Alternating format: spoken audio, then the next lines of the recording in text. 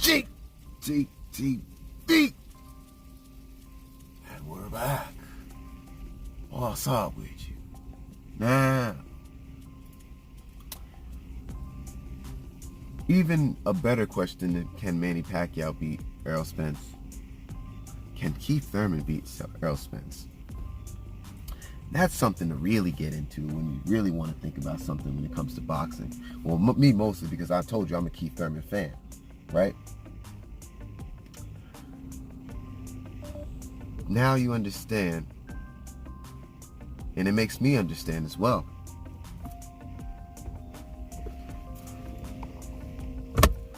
I understand now that sometimes you can't take your legends for granted, all right? Manny Pacquiao, a legend. Somehow I took the wrong route. I noticed. Now I see.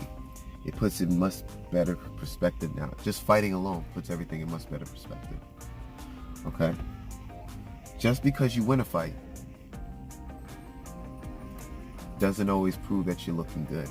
Errol Spence is a definite depiction of this. We thought that if Errol Spence won before this happened, that he was going to look scary and dominant in the sport. But all it did was open up and show us his vulnerabilities and susceptibilities, and gives a little bit more of a game plan how to beat him. But he still hasn't been beaten. But this is, we can say that when you construct a game plan, especially a smart IQ fighter in the ring. Think about this. And we can't lie to each other right now. Keith Thurman's loss was more impressive than Errol Spence's win. Because look at this. Keith Thurman already beat Shawn Porter, got the W. So we've seen that loss already, Shawn Porter lose. This is nothing new, all right? But he gave Keith Thurman a good fight. And Keith Thurman looked better in the fight than Errol Spence did.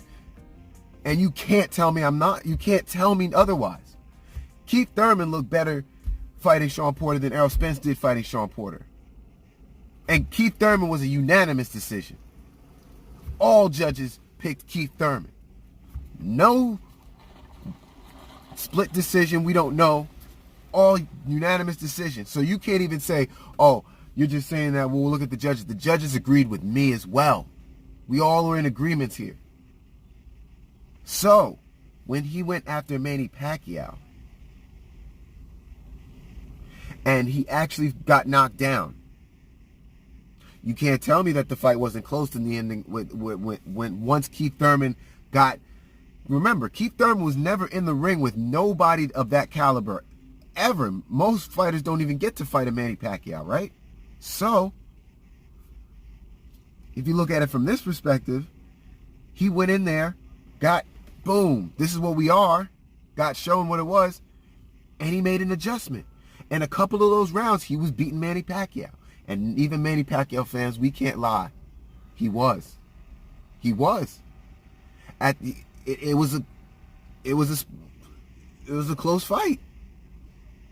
You know? And that, to me, even though in the loss, just proved that the caliber of fighters he could go up against. Imagine a healthy Keith Thurman fighting Shawn Porter again for the second time at this time now. He would have so much more information, and he's a smart fighter. He can change up. He's probably the only fighter.